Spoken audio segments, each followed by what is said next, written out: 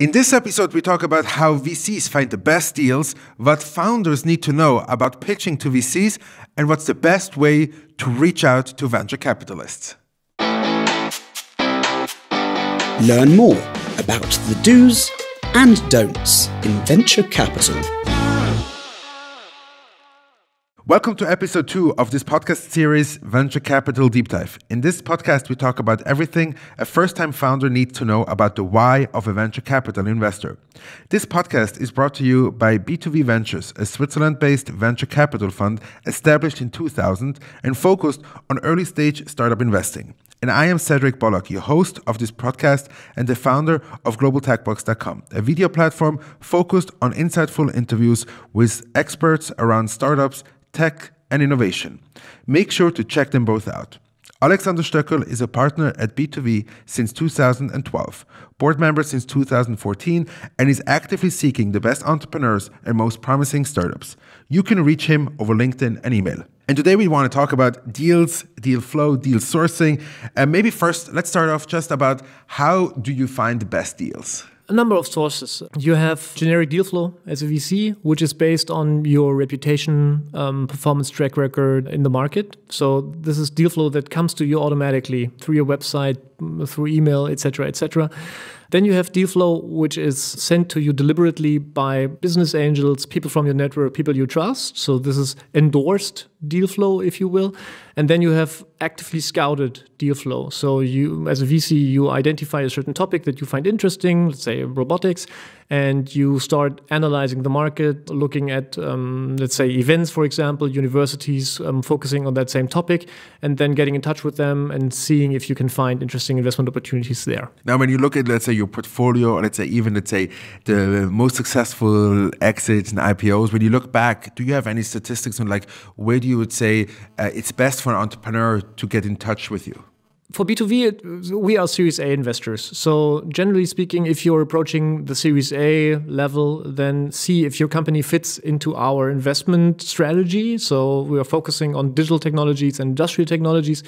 If your company has a business model that fits into these two areas, then please don't hesitate to contact us.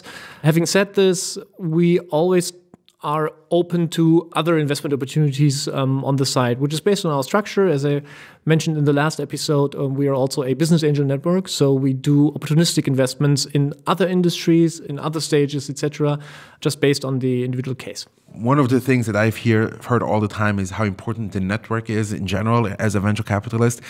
How would you say, we know it's important, but maybe explain the why? The network is important in all aspects of your investment process. It helps you in terms of origination by sending interesting new investment opportunities to us. Give you an example, a number of our best investments that turned out to be the most successful investments were brought to us by members of the B2V Private Investor Network. Because these entrepreneurs themselves have a big reputation out there in the market, they get approached by founders, and the founders say, can you help me with this and that, and would you be interested in invest in my company?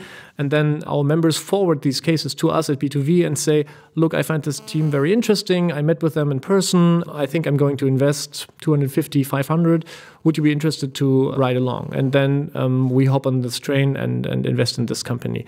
So in terms of origination, network is of the utmost important. Secondly, in terms of selection and evaluation. So as a VC, you're looking at a broad variety of cases coming from different technologies, different markets, etc. Really hard to assess and evaluate. So you appreciate as a VC the opportunity to share this investment opportunity with somebody from that particular industry and get his thoughts on the team, on the quality of the product, etc., etc. And this is the second most important thing, I think, in terms of selecting the most promising investment targets. And then thirdly, helping the companies throughout the investment phase. As an active investor, we would like to somehow contribute positively to the growth of a given startup. And our network enables us to draw on people's individual networks and introduce our founders to, let's say, top executives from big industrial conglomerates, maybe interesting strategic partners, alliances, etc. Sometimes also candidates for the team. And this would be, in my eyes, the third most important part. On very rare occasions, it's also in terms of exit. So sometimes the network can bring you in touch with a company or an individual who at the end of the day takes over the startup you invested in. But I think the first three are even more important than the last. Now, again, from an entrepreneurial perspective, an entrepreneur who is like thinking of like reaching out to you, is this a good idea? Like, should they send an email straight out cold to you, or is that something that you would recommend not to do? My recommendation would be to think of it as a process. So what I would do is first, I would go on the internet and research different possible investors for my startup. And you can do that by, there's a number of search engines where you can find investors and then sort them according to industry focus, stage focus, a region where they're investing in, etc., etc. So generate a long list based on these search engines. Then look at the individual VCs or other corporate VCs, for example, that are potential investors in your startup, and just see which are the ones that fit best to your company, and also come up with some sort of top 10 list, let's say. And then start approaching the first three, get feedback from them, then maybe the next three, get feedback from them, build this feedback into your pitch, optimize your pitch, make it more convincing and stronger, and then eventually go to your dream investor that you find most suitable for your individual startup and try to convince him. As I said before as well, in the other episode, do your due diligence on the investors. So look at similar cases they invested in the past. If you can, reach out to the founders, get information on how this VC behaves with entrepreneurs they're backing, meet them in person for sure, and then really try to come up with who would be the best investor for your startup. You gave me also again like the segue to the next question is like when you look at, let's say, these entrepreneurs and they send you their pitch deck, what is it that makes them look credible? What makes it look, let's say, interesting for you as a VC? Interesting thing is that I was very happy to find a study conducted by a PhD candidate from the University of Harvard, and she did a study on success rate of pitches towards professional investors, VCs. And she found that, in fact, the passion is overrated, or that the entertainment factor is overrated. So many people out there in the market will tell you that your presentation should not only be convincing on paper, it should also be delivered in a manner that is convincing and entertaining. And sometimes will recommend you go to some sort of pitch training.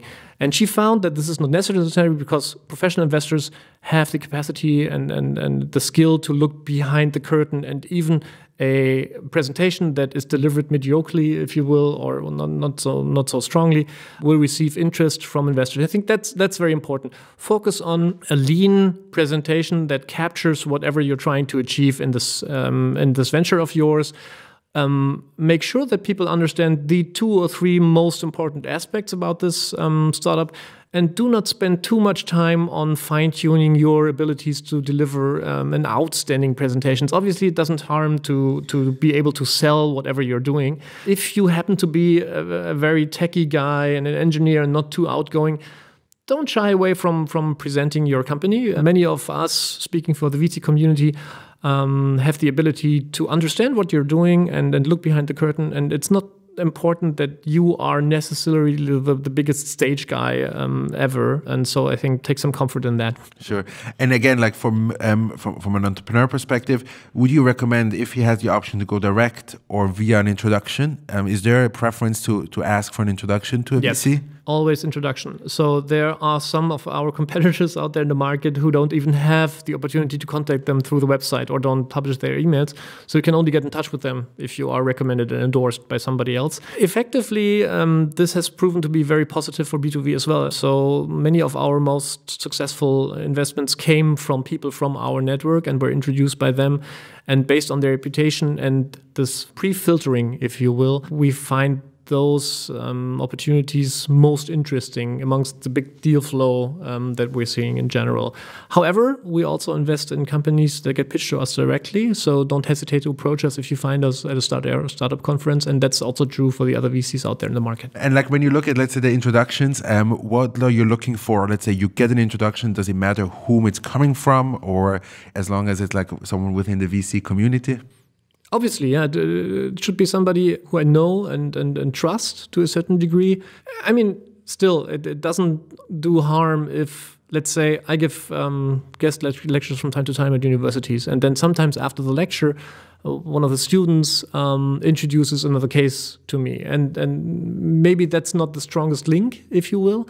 But I still appreciate this introduction because it tells me that this guy has seen me. He has a basic understanding of what we do at B2V, and he finds that we could be good investors for this startup. So that's something that I find really good and positive and nice. So I'm always more likely to look into this case and see what he means and why he finds it interesting or she finds it interesting.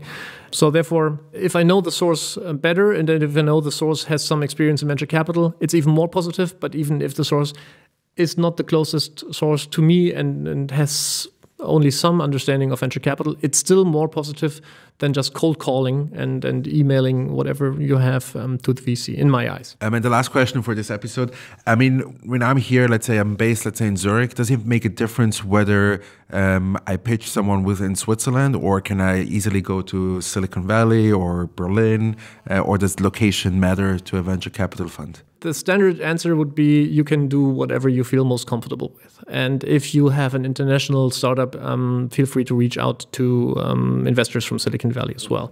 I personally think that early stage venture capital tends to be more regional because the investors would like to be close enough to the startup, meet with the founders, be able to maybe introduce candidates to the startup or open doors for them to interesting strategic partners.